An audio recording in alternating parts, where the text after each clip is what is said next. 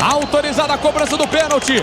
Partiu pra bola. Marquinhos! Acabou.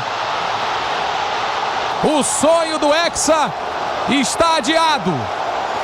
Fica para 2026. Você se lembra de tudo que aconteceu com o Brasil desde a queda para a Croácia em 2022? Você se lembra de como que foi esse ciclo para a Copa de 2026? Ciclo esse que foi bem turbulento, cheio de polêmicas, foi bem horrível para falar a verdade. Essa que foi a pior campanha da história do Brasil nas eliminatórias para a Copa, fora os amistosos que a gente perdeu, que não faz sentido nenhum. Hoje eu vou contar tudo o que aconteceu com o Brasil, desde o Ramon Menezes até esse último jogo agora contra o Egito, e toda a preparação para a Copa do Mundo de 2026 que vai começar hoje. Então, sem mais enrolação, bora começar logo com o vídeo.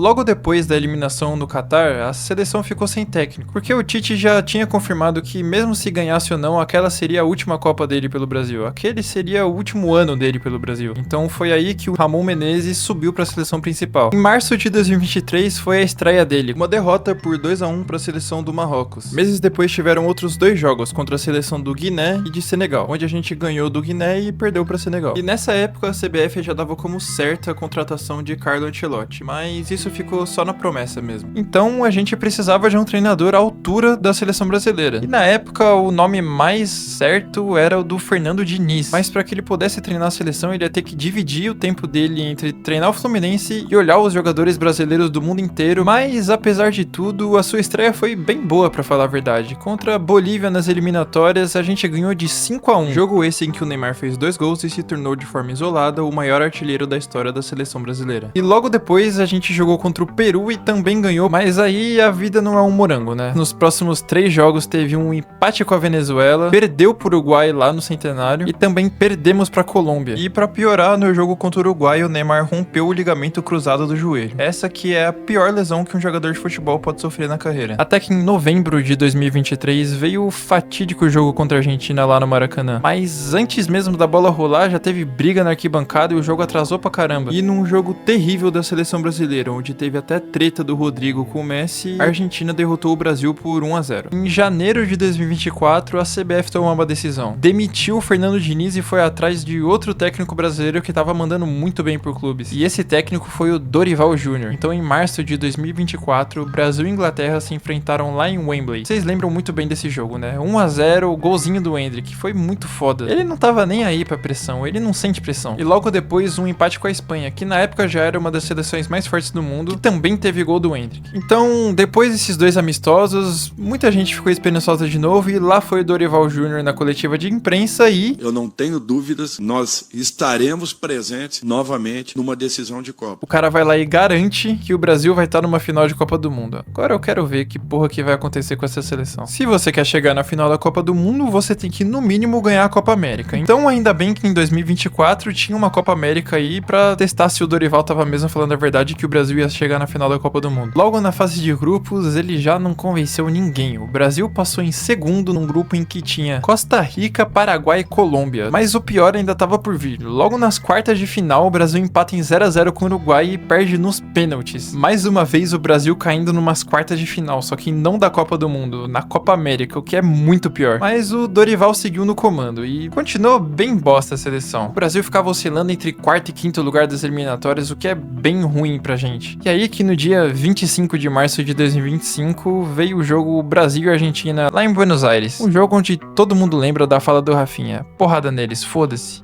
Porrada neles. Então, bora pra cima, né? Vamos lá, vamos ganhar da Argentina na casa dos caras. Os caras estão liderando o campeonato, estão liderando as eliminatórias. Vamos lá, vamos ganhar da Argentina e mostrar que aqui é Brasil. Vamos lá. Então, a gente vai lá, joga e perde de 4-1 pra Argentina. A porrada ficou só no papo mesmo e o Rafinha, na verdade, ficou bem pianinho nesse jogo. E lembrando que nesse jogo a Argentina ainda tava sem o Messi. Os caras nem precisaram do Messi pra ganhar do Brasil. E 3 dias depois a CBF demitiu o Dorival e a gente ficou de novo sem técnico. A gente já tava em busca do 4º técnico pra seleção brasileira só 3 anos depois da Copa do Mundo ter acabado. Faltava 1 ano pra Copa, o Brasil tava em 5º nas eliminatórias e sem treinador. E depois de 2 anos prometendo, finalmente a CBF assina com Carlo Ancelotti, o homem que tinha sido prometido na seleção 2 anos antes. Em maio de 2025 ele foi apresentado como novo técnico da seleção brasileira e o primeiro estrangeiro a comandar o Brasil em uma Copa do Mundo. Um técnico com 5 títulos de Champions League, passagens em diversas ligas como Premier League, Série A, La Liga, um puta de um treinador, o melhor treinador de clubes do mundo. Mas e como ele vai ser por seleção? Como que ele vai reconstruir uma seleção que tá em pleno colapso? A maior campeã do mundo que não consegue nem ganhar da Venezuela aqui nas eliminatórias. Faltando um pouco mais de um ano pra Copa do Mundo, ele tem que ajeitar essa seleção que tá um caos e gerar confiança pro torcedor. Então chegou a data FIFA que podia confirmar a gente na Copa do Mundo. Um jogo contra o Equador e outro jogo contra o Paraguai. 2 jogos teoricamente fáceis. O primeiro jogo contra o Equador, que foi a estreia de Ancelotti, foi um 0-0 bem chatinho. E já o segundo jogo, uma vitória por 1-0 com gol do Vini Júnior, que confirmou o Brasil na Copa do Mundo. E então, com o Brasil já classificado pra Copa, o Ancelotti usou as próximas convocações para fazer alguns experimentos. Não chamou Neymar, não chamou Vini Júnior, e com um total de 12 partidas no comando da seleção brasileira, ele acumulou 7 vitórias, 2 empates e 3 derrotas. Então que no dia 18 de maio de 2026 veio a lista oficial e os 26 nomes que iam defender o Brasil pela Copa do Mundo. E claro, provavelmente a maior polêmica da história da seleção brasileira: Neymar